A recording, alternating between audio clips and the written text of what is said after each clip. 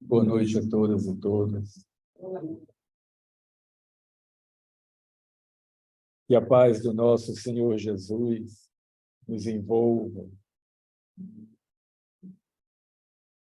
nos aqueça os corações, asserene as nossas mentes, e aqui possamos sentir, Senhor, a Tua presença entre nós e a presença dos Teus abnegados servidores, que do plano espiritual também derramam sobre nós as Suas bênçãos, as Suas energias benfazejas. Louvado seja, Senhor, por toda a eternidade. Louvado seja Deus, nosso Pai, nosso Criador. Aqui nos colocamos a Te pedir permissão para iniciarmos o nosso culto desta noite, para o qual pedimos a Tua presença luminosa a envolver e inspirar o nosso Gilvan, nosso irmão querido, que nos dirigirá a palavra nesta noite, partindo do seu coração. E a nós outros que nos encontramos aqui, presentes no salão, conectados pelo Zoom, tanto no plano material quanto no plano espiritual, que tenhamos as nossas possibilidades de compreensão e entendimento ampliadas, para que o comentário caia como um bálsamo, revivificante, regenerador, curador em nossas almas. Assim, Mestre, com a Tua permissão, com a Tua inspiração e com a Tua proteção, iniciamos o nosso culto desta noite, rogando em Teu santíssimo nome paz e bem a toda a humanidade do nosso planeta. Que assim seja. Boa noite mais uma vez. Então, nós temos para hoje o capítulo 20 do livro Pão Nosso, ditado por Emmanuel a Chico Xavier, cujo título é A Marcha. E o benfeitor Emmanuel se utiliza do capítulo 13 do Evangelho segundo Lucas, no seu versículo 33, aonde Jesus disse aos seus discípulos: importa, porém, caminhar hoje, amanhã e no dia seguinte. E nos coloca, então, nosso querido benfeitor Emmanuel. Importa seguir sempre em busca da edificação espiritual definitiva. Indispensável caminhar, vencendo obstáculos e sombras, transformando todas as dores e dificuldades em degraus de ascensão. Traçando o seu programa, referia-se Jesus à marcha na direção de Jerusalém, onde o esperava a derradeira glorificação pelo martírio. Podemos aplicar, porém, o ensinamento às nossas experiências incessantes no roteiro da Jerusalém de nossos testemunhos redentores. É imprescindível, todavia, esclarecer a característica dessa jornada para a aquisição dos bens eternos. Acreditam muitos que caminhar é invadir as situações de evidência no mundo, conquistando posições de destaque transitório ou trazendo as mais vastas expressões financeiras ao círculo pessoal. Entretanto, não é isso. Nesse particular, os chamados homens de rotina talvez detenham maiores probabilidades a seu favor. A personalidade dominante, em situações efêmeras, tem a marcha inçada de perigos, de responsabilidades complexas, de ameaças atrozes. A sensação de altura aumenta a sensação de altura aumenta a sensação de queda. É preciso caminhar sempre, mas a jornada compete ao espírito eterno no terreno das conquistas interiores. Muitas vezes, certas criaturas que se presumem nos mais altos pontos da viagem para a sabedoria divina se encontram apenas paralisadas na contemplação de fogos pátuos. Que ninguém se engane nas estações de falso repouso. Importa trabalhar, conhecer-se, iluminar-se e atender ao Cristo diariamente. Para fixarmos semelhante lição em nós, temos nascido na terra, partilhando-lhe as lutas, gastando-lhe os corpos, e nela tornaremos a renascer. Então, ouçamos o nosso Gil. Abra sua câmera e seu microfone, por favor.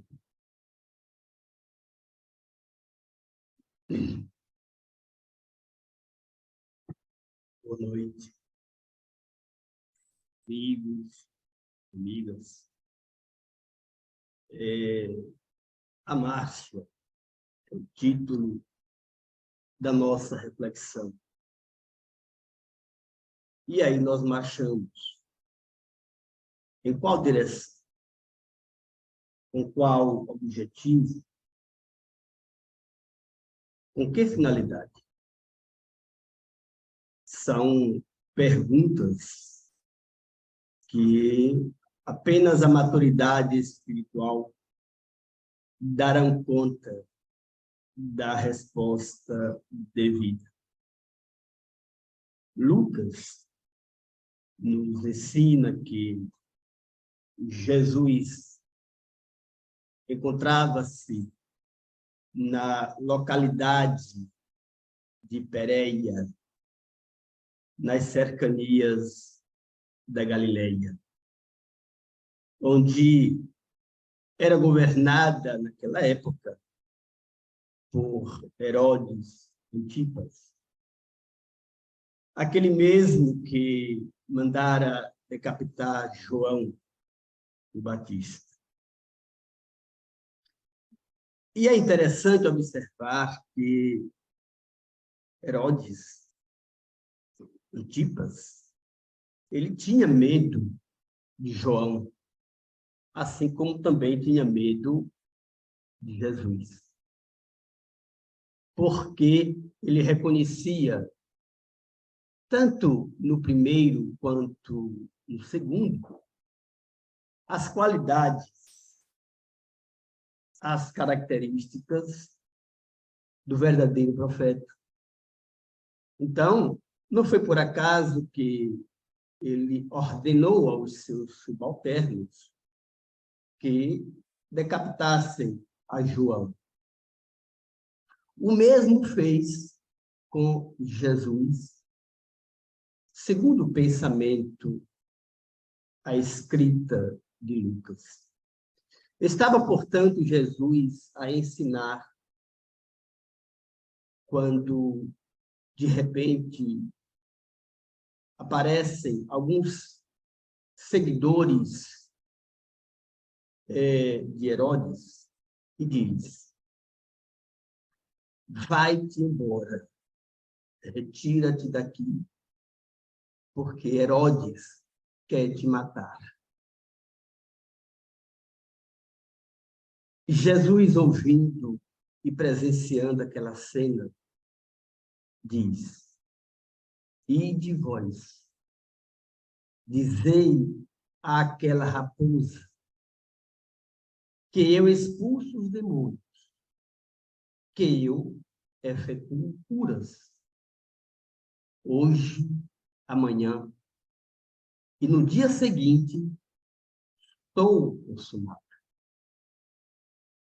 Podemos aqui pensar nesta cena.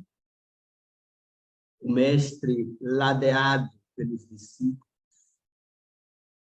e por tantos ouvintes ali sedentos da palavra consoladora, sendo ele interrompido por pessoas que lhe fazem tamanha ofensa, assim chamamos, mesmo que ele não tenha encarado e considerado desta forma, com tão veemente ameaça de morte.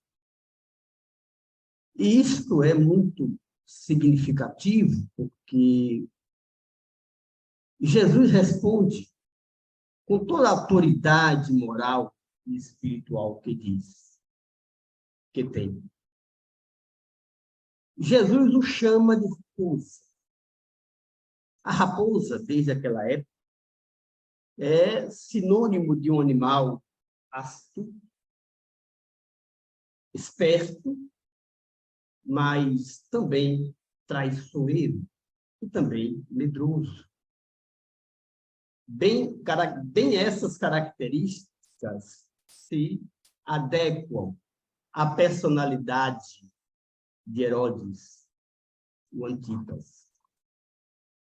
Herodes poderia possuir o poder de matar ou de mandar matar, mas Jesus possuía o poder de curar, de expulsar demônios, de curar chagas físicas e, por que não dizermos, chagas morais. É a resposta, portanto, que Jesus tem a oferecer a Herodes. E de dizer àquela raposa que eu expulso demônios e eu promovo curas. Na sequência, no versículo 33, Jesus diz: importa, porém, caminhar hoje, amanhã e no dia seguinte, isto para que não se suceda que um profeta morra fora de Jerusalém. Ele estava na Galileia.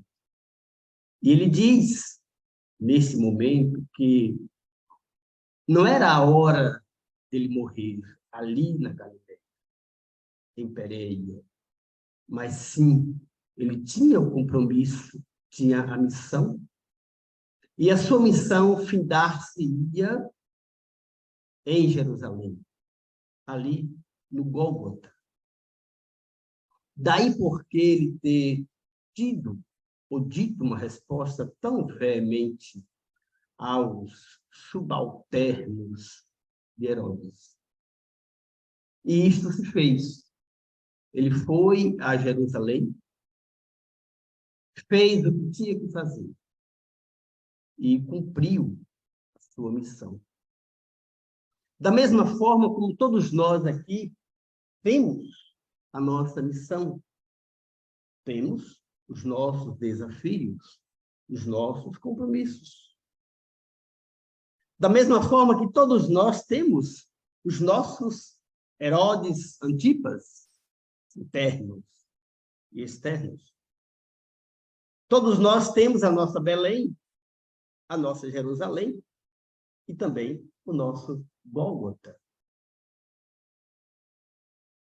O que aconteceu com Jesus não foi nada de excepcional, nada que não aconteça com todos nós. Porque temos, sim, a nossa missão, a nossa função aqui enquanto criaturas encarnadas. Nada de grande alguém consegue fazer sem que contra ele um adversário se irrompa, surja. Nada de verdadeiro consegue alguém pregar sem que, com isto ou antes disso, adversários surjam. Foi exatamente o que aconteceu com Cristo. Ele veio pregar a verdade, pregar o amor. E adversários, a todo tempo, traiçoeiramente tentavam eliminá-lo. Mas não conseguiram até que a sua missão fosse cumprida. e ele cumpriu. Então, a reflexão que fica para a gente é, nessa marcha aqui proposta por Emmanuel, estamos cumprindo com a nossa missão? Qual tem sido o tom da nossa marcha? Para onde estamos caminhando? Em qual direção? Emmanuel, então, responde que é indispensável marcharmos no bem, porque quando assim fazemos, e quando assim fizermos, estaremos superando as sombras que nós carregamos. Estaremos vencendo os Herodes que ainda resistem na nossa intimidade. Herodes externos e visíveis, Herodes internos e invisíveis. Herodes do plano espiritual que a todo instante tentam solapar os nossos ideais, as nossas convicções superiores. E os Herodes externos que, muitas vezes, sorridentemente tentam nos dificultar a marcha, tentam nos desviar dos nossos caminhos. Os Herodes externos são aqueles que são representados pelos convites fáceis, pelas portas largas, pelos elogios fáceis, pelos sorrisos, pelos aplausos, pelas oblações sem fim. Os internos que ainda carregamos são, a exemplo do egoísmo, do orgulho, da indiferença, da ausência de simpatia pelo outro, pela vida. E aí indaga-se o que fazemos para vencermos essas figuras que intimamente tentam nos desvirtuar da nossa marcha evolutiva. E a resposta é que Emmanuel nos dá, é que devemos ter persistência e convicção daquilo que fazemos. E devemos seguir hoje, amanhã, no dia seguinte, devemos seguir sempre. Muitos de nós, ainda iludidos com as facilidades mundanas, acreditamos, como diz Emmanuel aqui, que estamos no processo ascensional. Estamos nos altos pontos da viagem, quando, na verdade, nos encontramos paralisados, como diz ele, na contemplação dos fogos fátuos, das nossas próprias ilusões. E desvencilharmos-nos a todo momento, a todo dia, dessas ilusões, é condição sem a qual nós adquiriremos o suporte moral e espiritual suficientes para enfrentarmos esses adversários, tanto os externos, mas principalmente quanto os internos. E Emmanuel, portanto, diz que ninguém se engane das estações de falso repouso. E muitas vezes nós nos enganamos. Acreditamos que já chegamos no status espiritual adequado e que não precisamos mais aprender. E aí quedamos-nos na inércia. Importa trabalhar, conhecer-se, iluminar-se e atender ao Cristo diariamente. Olha só a assertividade de Emmanuel. Este processo de aprendizado e de vencimento, de superação das nossas imperfeições e indisposições morais e espirituais se dá diariamente e incansavelmente. Não dá para nos cansarmos e deixarmos para amanhã. Não. A luta é diária. Se quisermos vencer a nós mesmos e ao mundo que tenta nos iludir, temos que travar essa luta diária para fixarmos semelhante lição em nós. Temos nascido na terra, partilhando-lhes as lutas. Noutros termos, o objetivo da nossa encarnação aqui é exatamente vencermos as nossas predisposições interiores e inferiores e alçarmos voos aos altiplanos da luz e do amor. Só conseguiremos isto trabalhando diariamente, marchando rumo ao Cristo, despindo-nos de todos os acessórios, os elementos acessórios que muitas vezes nos iludem e nos ativam o sentido para focarmos efetivamente naquilo que há de melhor em nós, no outro, guiados pela luz imorredoura de Jesus. Que possamos, então, estarmos atentos e atinados ao rumo, ao objetivo e à finalidade da nossa marcha. Deus nos ampare.